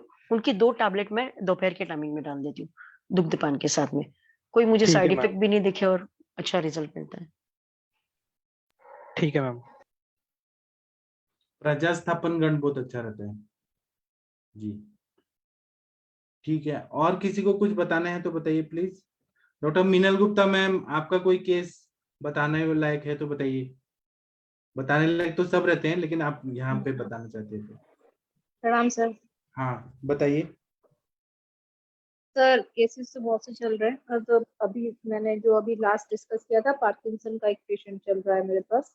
हाँ। उनका 2nd वीक है और उनका मैंने अभ्यंग, स्वेदन, वस्तियां और शिरोधारा और नस्यम का फॉर्मेशन लिया है, और 2 हफ्ते में उनका काफी अच्छा रिजल्ट है। जो उनका फ्रीजिंग गेट हो रहा था, वो फ्रीजिंग गेट होने की फ्रिक्वेंसी काफी कम हो गई है। उनका जो मलबद्धता थी, कॉन्स्टिपेशन था, वो एरंड ऑयल से कवर में आ गया है, मतलब वो एरंड ऑयल देने से वो चीज काफी कवर में है, वो नहीं हो रहा है उनको। और उसके अलावा उनका वातन लोमन हो गया सर, दीपन पाचन, भूख उनको सर अच्छी खासी लगती है, मतलब उनका, मैं आज सुबह भी केस डिस्कस हो रहा था कम बात का, जब तब मैं ये सुन रही थी। तो दीपन पाचन के बाद में हमें मेद औषधियां लेनी चाहिए, ये आज सुबह डिस्कस हुआ था।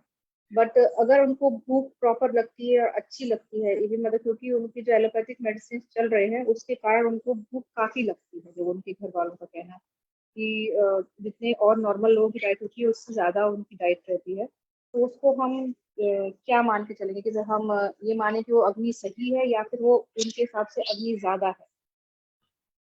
मतलब वो कितना आहार मात्रा कितना है उनके लिए? आहार मात्रा तो ये नहीं कि सर बहुत ज्यादा खाते हैं, पर हर मतलब 1 घंटे बाद उन्हें कुछ थोड़ा सा खाने की चाहिए। तो ये ठीक उनकी है दवा ना, है। ठीक है, साइकोलॉजिकल भी रहता है कि कुछ खा लेना चाहिए। हाँ, उनका कहना है कि जो उनकी एलोपैथिक ड्रग्स चल रही है उनके कारण उनको ऐसा बार बार भूख लगती है, तो अगर वो नहीं ड्रग लेते हैं तो उनको नहीं उतनी भूख कभी लगती कभी है मतलब। स्टेरॉइड्स की वजह से भी ऐसा होता है कि बहुत तेज भूख लगती है वापस। हाँ, और सर तो उनका अभी मेरे द्रव्य में मेरी ओर से भी अश्वगंधा, कौच पाक और शंखपुष्पी शुरू हुआ है, और सर उनका मैंने पंचामृत लौह गुग्गुल शुरू किया है नर्स के हिसाब से। और एक उनका मैंने सर उनका बीपी थोड़ा सा हाई जा रहा था, बीपी उनके एलोपैथिक ड्रग से कंट्रोल में थे, तो मैंने एचटी कॉट में देती हूँ अपना कोर्टिकल आयुर्शाला का, तो उससे मैंने उनका बीपी कंट्रोल किया है। तो बीपी अब उनका 130 पे आ गया, पहले 160 रहता था, 130/70 उनका बीपी चलता है सर। ये उनकी रिकवरी है। अब अभी सर उनको मैंने जो नस्य दिया है वो क्षीरबला 101 का चल रहा है, और हेड धारा में भी, शिरोधारा के अंदर भी क्षीरबला का ही प्रयोग किया है मैंने। अभ्यंगम में सर उनका महामास और क्षीरबला का प्रयोग कर रही हूँ, और वस्तियां जो है उनकी अभी मैंने शहतरादी और क्षीरबला का ही कॉम्बिनेशन लिया, तो ये चल रहा है। और इसमें सर कुछ और चेंजेस में इसके आप लोगों ने पहले डिस्कस किया है, तो उसमें ब्राह्मी, शंकुष्पी, जटामांसी वगैरह ड्रग्स बताए थे, बट सर उनको मैं 1 बाय 1 ऐड करूंगी। ब्राह्मी का हाँ मैं घृत, बराबर है, एक ही बार हाँ सब नहीं देते हैं। हाँ हाँ, ब्राह्मी का घृत सोच रही हूँ कि जैसे दीपन पाचन का मुझे मालूम पड़ गया है कि उनको भूख सही है, तो मैं अब उनको घृत इंट्रोड्यूस करूंगी, तो ब्राह्मी घृत या सारस्वत घृत में से एक ऐड करूंगी। और जटामांसी का मैं फांट दूंगी सर उनको, इसकी फिर मैं एचटी कॉट हटाऊंगी, फिर वहां से जटामांसी का फांट जब दूंगी उनको। और सर कॉम्बिनेशन के अंदर एकांगवीर और यशद भस्म, रजत भस्म, ये 3 चीजें और ऐड की हुई हैं। ये चल रहा है सर। ठीक है ना, अभी फिर देखते हैं क्या एक एक महीने बाद क्या रिजल्ट आ रहे हैं। हाँ सर, इसमें अब ट्रीटमेंट के अंदर जैसे कि मैं नस्यम और शिरोधारा 14 मैंने उनसे कहा है कि कम से कम 7 दिन तक नस्यम और 7 ही शिरोधारा उनकी लूंगी। उसके बाद में उनको मैं सर नवराकिरी सोच रही थी, मतलब जो होते हैं ना षष्टिशाली पिंड स्वेद, तो उसके बाद में जो उनका 4th वीक है उसमें नवराकिरी की सोच रही हूँ। वो सही रहेगा सर कि ऑयल बाथ सही रहेगा? ऑयल बाथ में बोलते हैं, पिटसिल बोलते हैं सर पूरा। अच्छा रहेगा, हाँ, जो आपको सुटेबल लगता है सब दीजिए, सब सही है। मैम इसमें एकांगवीर, यशद भस्म और क्या बोला? रजत भस्म में। ओके, रजत भस्म ब्रेन के लिए बहुत अच्छा रहता है। कितनी ये मैं मात्रा में पाउडर देना चाहिए मैम? मैम मैं पूरे 2 हफ्ते की मात्रा, 2 हफ्ते सॉरी 1 हफ्ते का जो कमीशन देती हूँ उसमें 2 ग्राम डाल देती हूँ। और यशद भस्म? यशद भस्म भी सेम कमीशन में दिया है मैंने। एकांगवीर की मात्रा थोड़ी सी ज्यादा, यशद भस्म में मैंने 2 ग्राम की मात्रा दी है। और एकांगवीर की ज्यादा माने तो कितनी? एकांगवीर में 1 हफ्ते के डोज में 4 ग्राम डाला है। यानी 2 गुना। जी। ओके मैम, क्योंकि इसमें वो दीपन हाँ ना अग्निमांद्य हो और दीपन पाचन उसका अच्छा करना चाहिए, तो शुंठी सिद्ध जल सन्निष्ठ सुबह बताए। हाँ, सुबह बात हुई थी पंचकोल इसमें सिद्ध जल की, और पेशेंट का अजमोदा का मूवमेंट फूल। भी नहीं होता ना, पार्किंसनिज्म हो या कम्पुआत हो, तो उसमें पेशेंट का मूवमेंट जितना चाहिए उतना नहीं होता, उसकी वजह से भी उसका अग्निमांद्य होना होगा।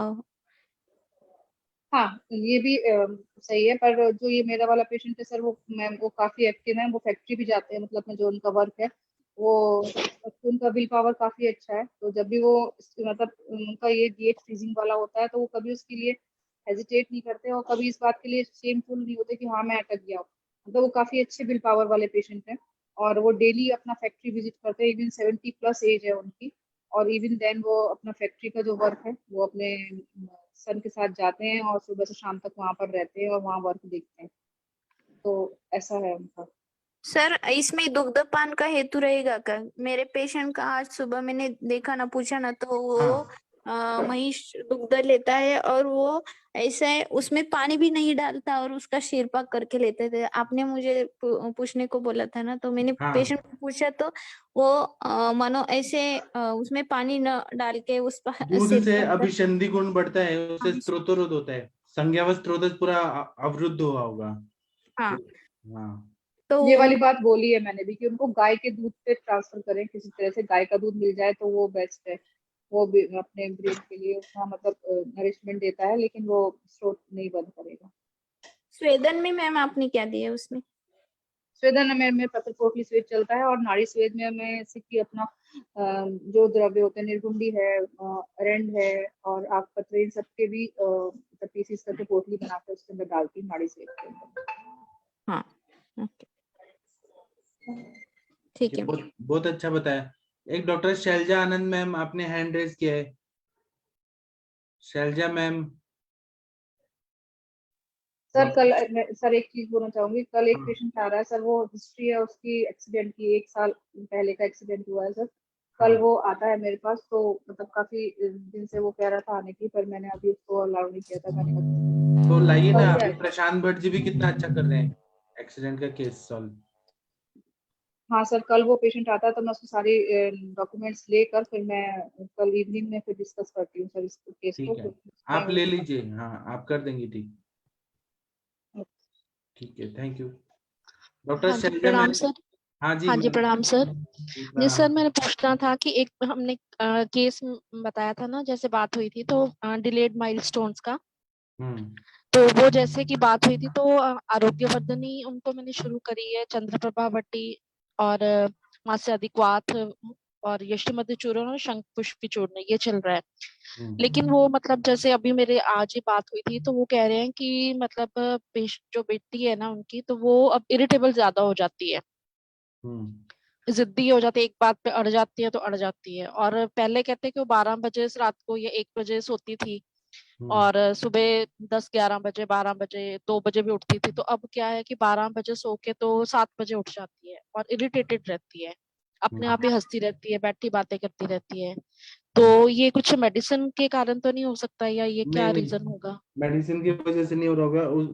उनको शीरबला तेल का नस्य दीजिए, दिमाग थोड़ा शांत हो जाएगा। शिरोधारा हाँ जी सर, वो भी शीरबला तेल का नस्य चल रहा है। आपने कहा था ना वचा तेल और शीरबला का ऑल्टरनेटली करना है, तो अभी उनके पास वचा तेल नहीं था तो शीरबला तेल का उन्होंने स्टार्ट किया था।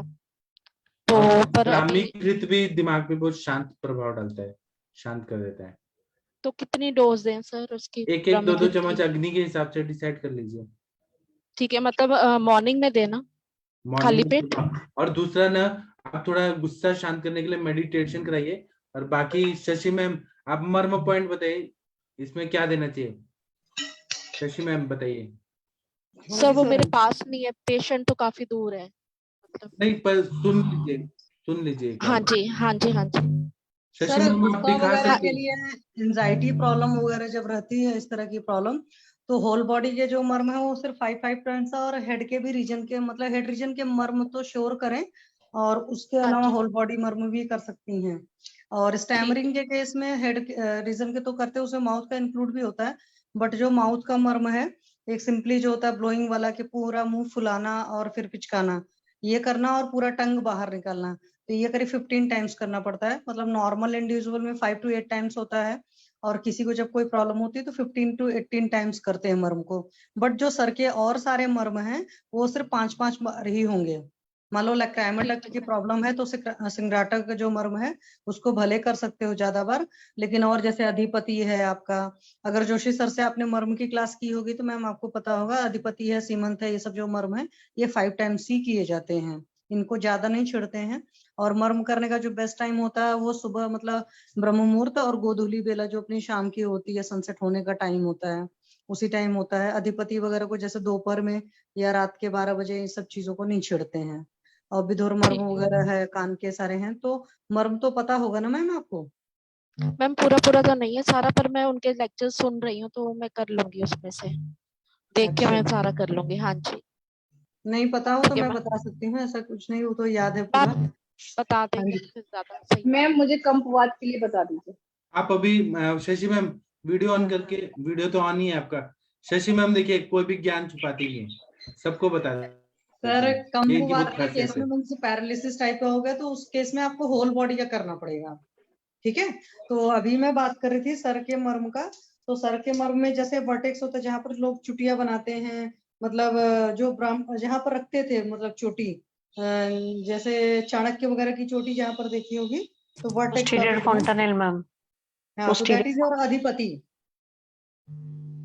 मैं एक्चुअल में किचन में हूँ, अभी काम कंप्लीट किया है, तो ये अधिपति हो गया। इसको आपने 5 टाइम्स किया, मतलब सिंपली इस तरीके से, ठीक है?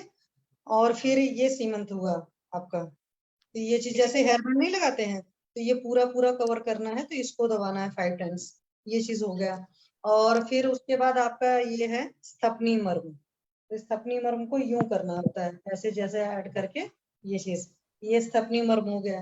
एंड दिस इज योर सिंगाटक। लाइक टाइमल डक्ट की तकलीफ हो या आई की कोई प्रॉब्लम हो तो इसको करते हैं, ठीक है। Inner canthus that is okay. फिर ये आपका आउटर कैंथस है, तो ये तर्जनी से करना होता है, मतलब आईब्रो जहां पर फिनिश हो रही है, तो दिस इज और आउटर कैंथस, तो इसको आपने 5 टाइम्स करना होता है। और ये आपका फणा है, फणा मर्म को लिटिल फिंगर से करना होता है, क्योंकि ये आपको वाटर को रिप्रेजेंट करता है ना, तो this is like this okay. और ये आपका कान वाला दैट इज विधुर मर्म, मतलब मेन इन सबको है। और आपका मुंह वाला मर्म ये वाला, लो आपने सिंपली ये किया, और ये वाला टंग पूरा, तो ये हेड रीजन के तो पूरे सारे मर्म हो गए। और सारे मर्म आपको याद होगा, एक अंश वाला मर्म है, तो अंश वाले मर्म में मीन्स ये 90 डिग्री होगा यहाँ से बॉडी से, फिर इसको आप करोगे सेकंड फिंगर जहां पर आएगी तो उस पॉइंट को करना होता है। और ब्रीथिंग वगैरह पीछे है, तो ब्रीथिंग के लिए आप गोमुखासन कर सकते हो मैम, सबसे सिंपल तरीका है, ठीक है। तो इस तरीके से तो होल बॉडी के मर्म होंगे उसमें। जैसे तल हृदय है, सेकंड फिंगर को टच करता है तो दिस इज तल हृदय। और कुर्च करना है, तो कुर्च के लिए आप ताली बजा लो तो कुर्च मर्म हो जाता है, दिस इज कुर्च मर्म, जिसको शुक्र पर्वत बोलते हैं। और शुक्र पर्वत जहाँ पर फिनिश हो रहा नीचे, दिस इज कुर्च शिर मर्म है, जिसको आप यूं दबा सकते हो। और ये है आपका क्षिप्र मर्म, ठीक है। हाँ जी, इनके सीक्वेंस है। एंड दिस इज और मणिबंध, तो मणिबंध में सेकंड फिंगर से और इसको करके फिर ये चीज जो रोटेशन वाला होता है, तो सिंपल सूक्ष्म व्यायाम में भी होता है। फिर उसके बाद आपके एल्बो जॉइंट से 4 अंगुल नीचे, दिस इज योर इंद्रबस्ती मर्म, तो उसको किया। फिर एक कुरपर मर्म हुआ। फिर ऊपर जाओगे तो उर्वी आनी है, वो 4-4 अंगुल पर। तो ऐसे ही सारे हैं बस, और कुछ खास नहीं है। ठीक आप है, सर ठीक है। के हाँ जी, देखोगे ना क्लास, जोशी सर के एक बार अटेंड कर लेना। अगर हाँ अदरवाइज जी, वैसे भी आप उनका जो रिकॉर्डेड लेक्चर है वो मंगा कर भी सुन सकते हो, बट क्लास हाँ अटेंड कर जी, लोगे तो याद हो जाएगा। और उसके बाद आप करते रहो डेली सिंपली, क्योंकि सर बोलते हैं कि 5 मतलब बारी करना होता है इफ यू आर हेल्दी। तो मैं कराती भी हूँ क्लासेस में, इट हार्डली टेक 15-20 मिनट, ठीक है। तो जी, 15 से हाँ 20 जी, मिनट तो आप डेली अपने लिए निकाल सकते ही हो, जी, जी, जी। थैंक यू ठीक है। मैम, थैंक्स अ लॉट, बहुत अच्छे से समझ आ गया। Welcome, thank you. Thank you, thank you ma'am. Thank you, thank you. Thank you. और किसी को कुछ पूछना है क्या? 4 मिनट बाकी है। सर हाँ सर। सर ये जो क्लासेस होती हैं बाकी सब्जेक्ट की, सर असल में ना एक दूसरे के साथ ओवरलैप करती हैं, तो फिर एक क्लास लगाने के लिए दूसरी क्लास छोड़नी पड़ेगी। अभी हम हाँ ये तो बात सही है, शशि मैम भी ऐसे ही करती हैं, सब लोग ऐसे ही कर रहे हैं। ओवरलैप हो रही है तो होने दीजिए, बाद में रिकॉर्डेड तो देख सकते हैं ना दिन भर। ऐसे कि हाँ, अगर काम टाइम की थोड़ा क्लास तो छूटी है जब से शुरू हुआ है, तो मैंने पहले भी ये क्वेश्चन डाला तो था। अभी क्या है, सबको पंचकर्म नहीं सीखना है, सबको अष्टांग हृदय भी पढ़ना है। ओवरलैप होता हाँ, है तो वो बात ठीक है सर। ऐसा है कि जोशी सर के पढ़ाने का जो तरीका है ना, उससे कंसेप्ट भी क्लियर हो जाते हैं, और एक बार बुक पढ़ते रहो उतना वो नहीं आता, एक बार कॉन्फिडेंस आना चाहिए। जैसे मर्म जब सर पढ़ा रहे थे, नॉर्मली मैं कुछ घर के काम करती हूँ, अटेंड करती हूँ, तो मैं सिर्फ बस्ती तो करती हूँ, बमन विरेचन मैंने अभी खुद से नहीं कराया है। तो बमन विरेचन कराना है, खुद का भी करना है। खुद का तो कराया हुआ है मैंने पहले विरेचन अवस्थी, बट खुद का भी बमन विरेचन करना है, दूसरों का भी करना है। नहीं सर, अगर टाइम जैसे 7 से 8 क्लास है, 8 से 9 अगली लग जाए, 9 से 10 एक लग नहीं जाए, नहीं नहीं, फिर फिर सब लोग को जॉब पे जाना होता है। मेरा प्रैक्टिस है। ओके देखिए सर, मोनिका मैम को ऑफिस जाना होता है, अंजना मैम को ऑफिस जाना होता है। ठीक है सर, हम कितना मुश्किल से आते हैं, सब मैनेज करके एक करते हैं ना। ठीक है सर। हाँ, दिन भर यहाँ कंप्यूटर पे बैठे रहेंगे तो रोजी रोटी कैसे चलेगी? सर हर रोज क्या आवाज ही नहीं आ रही? पंचकर्म की रिकॉर्डिंग। पंचकर्म की रिकॉर्डिंग वो पेड रहती है, आपको पे करके फिर वहां जाना पड़ता है। वो सर से ही मिल हाँ सकता ओके है, और आपको पे करना पड़ेगा उसका कुछ क्लास का। ओके सर, फेसबुक पे रहता है? नहीं नहीं नहीं, वो पेड है ना, फुल्ली पेड है। हाँ मैम वो ऐप के ऊपर है, फीस थोड़ी है मैम, 300 400 200 फीस इतनी कम है सी लेकिन वो फीस है। पेड है, पेड जी है जी, जी। ओके बिना पैसे दिए कुछ नहीं पढ़ना चाहिए, अभी उसमें मेहनत लगती है जो भी पढ़ा रहे हैं। वो तो सही है सर, वो तो सही है। अभी इसका वैल्यू गुरु की रहता है। दक्षिणा तो देनी ही चाहिए।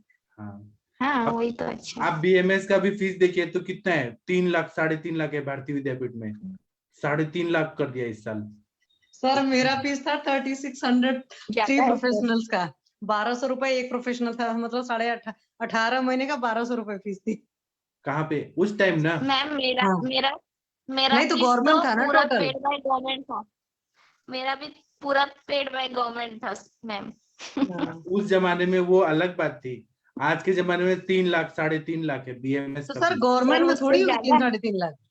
गवर्नमेंट में भी 1.5 लाख है अप्रोक्सीमेटली। अच्छा, क्योंकि प्राइवेट में तो फीस 2.5 लाख सर 3 लाख रुपए एक ही समय मतलब गवर्नमेंट प्रोफेशनल में की ना लग रही है। सर फ्री शिप जो रहते हैं ना उनका बहुत कम रहता है। अभी MBBS का मेरे भाई का 50,000 सिर्फ है, नायर हॉस्पिटल उसका MBBS का। फ्री शिप में रहता है तो फ्री टोटली अच्छा रहता है, कम रहता है। हाँ मैम वो तो है ही, अदरवाइज तो फीस तो अभी एजुकेशन बहुत महंगी। मैं कई बार सोचती हूँ कि गरीब लोग कैसे पढ़ाएंगे अपने बच्चों को, जो गरीब फीस लोग के अफोर्ड लिए नहीं तो कर ये कर सकते। दिया ना कोटा, 10% कोटा है। मैम अपना प्रोफेशनल जितना एजुकेशन हुआ ना तो हमारे UKG के बच्चों का फीस उतना ही अभी। मैम 1200 रुपए 18 महीने की, यहाँ पर बच्चों की 1 महीने की फीस भी 1200 से ज्यादा होती है।